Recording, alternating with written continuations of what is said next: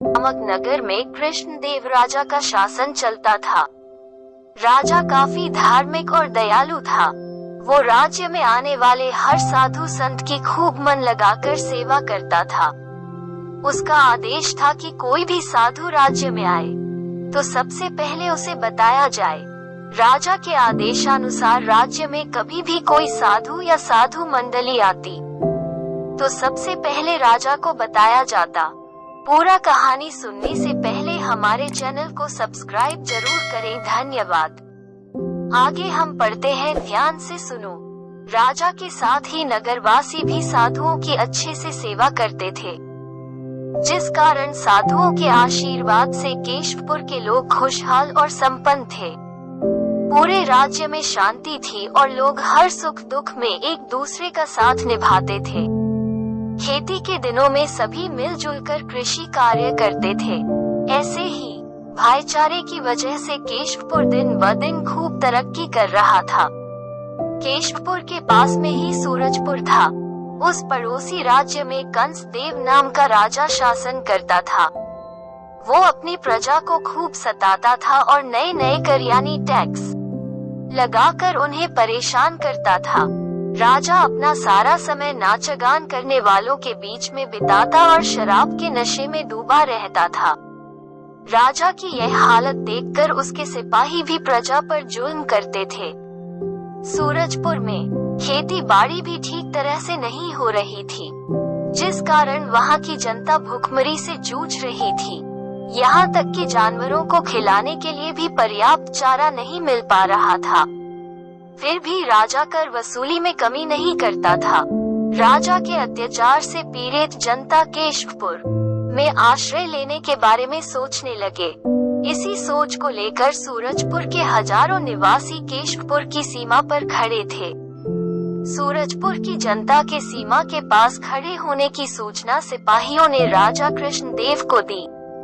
राजा सूचना पाते ही तुरंत सीमा पर पहुंचे और सूरजपुर की जनता की दशा देखकर दुखी हो गए। राजा कृष्णदेव ने सूरजपुर के लोगों का सम्मान पूर्वक स्वागत करते हुए उन्हें अपने राज्य में रहने की इजाजत दे दी। साथ ही उनके लिए खाना और उनके जानवरों के लिए चारे का भी प्रबंध कराया। भूख से पीड़ित लोगों को कृष्णदेव ने स्वयं खाना परोसा। भोजन करने से पहले और करने के बाद जनता जोर शोर से महाराज की जय जयकार करने लगी। जवाब में राजा ने कहा कि आप लोगों को मेरी जय जयकार करने की जरूरत नहीं है। मेरे पास जो भी है वो भगवान का है, इसलिए जो भी मैंने दिया है उसके लिए जय जयकार के हकदार भगवान है। ऐसे में आप सभी मेरी जगह भगवान की जय जयकार करें, क्योंकि वही हम सबके पालनहार हैं। कुछ दिनों बाद सूरजपुर की बची हुई जनता भी केशवपुर की तरफ पलायन करने लगी और धीरे धीरे सूरजपुर के ज्यादातर लोग केशवपुर में बस गए। देखते ही देखते पूरा राज्य खाली हो गया और राजा कंसदेव और उनके कुछ ही सिपाही नगर में रहने लगे। भूखमरी के कारण पशु पक्षी मरने लगे और उनकी लाशें नगर में ही सड़ने लगी। इसी के चलते पूरे सूरजपुर में बीमारी फैल गई। राज्य में बचे लोग भूख व बीमारी से परेशान रहते थे और अधिकतर लोग मरने लगे।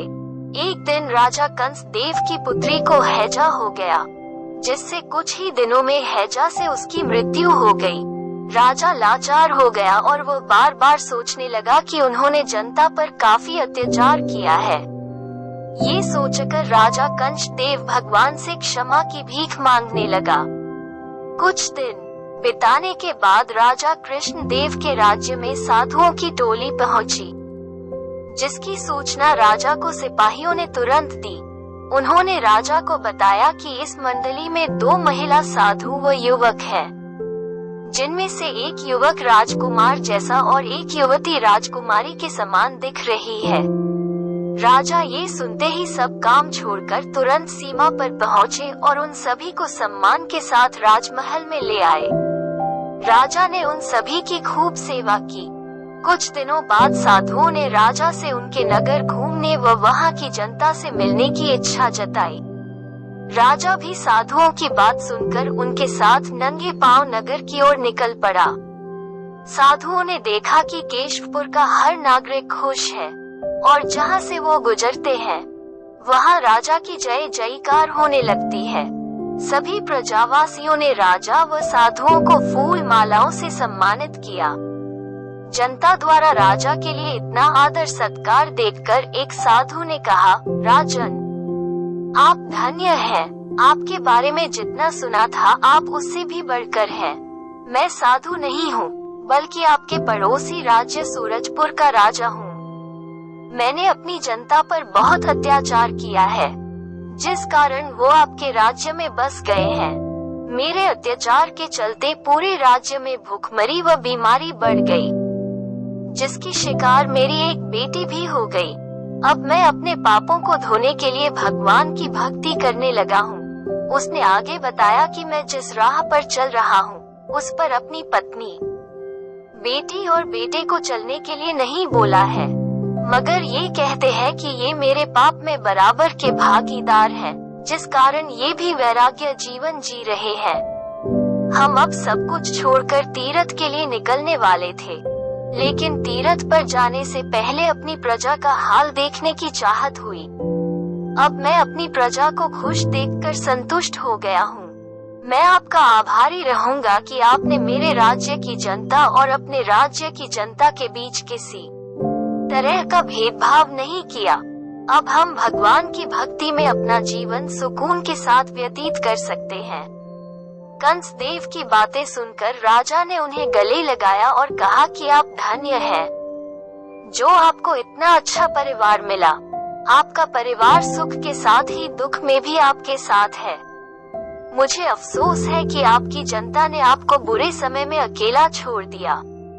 राजा कृष्णदेव की बात सुनकर कंस देव कहता है कि मुझे अपनी प्रजा से किसी तरह की शिकायत नहीं है।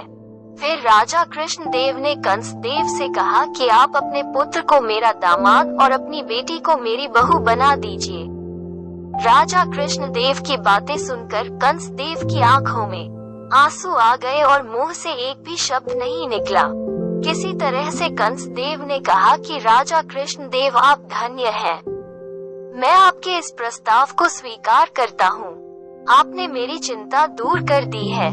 फिर राजा ने दोनों की शादी बड़ी धूमधाम से की और कंस देव व उसकी पत्नी कुछ दिन बाद तीर्थ यात्रा के लिए रवाना हो गए। थोड़े दिन बीतने के बाद राजा कृष्णदेव ने अपने दामाद को सूरजपुर का राजा घोषित कर दिया और धीरे धीरे सूरजपुर की जनता वापस राज्य लौट गई। फिर दोनों राज्य के लोग खुशहाली और चैन से रहने लगे। कहानी से सीख, हमेशा दूसरों के साथ अच्छा व्यवहार करना चाहिए। धनवान होकर घमंड करने की जगह दूसरों के प्रति मदद की भावना रखनी चाहिए, वरना पैसों का घमंड इंसान को ले डूबता है।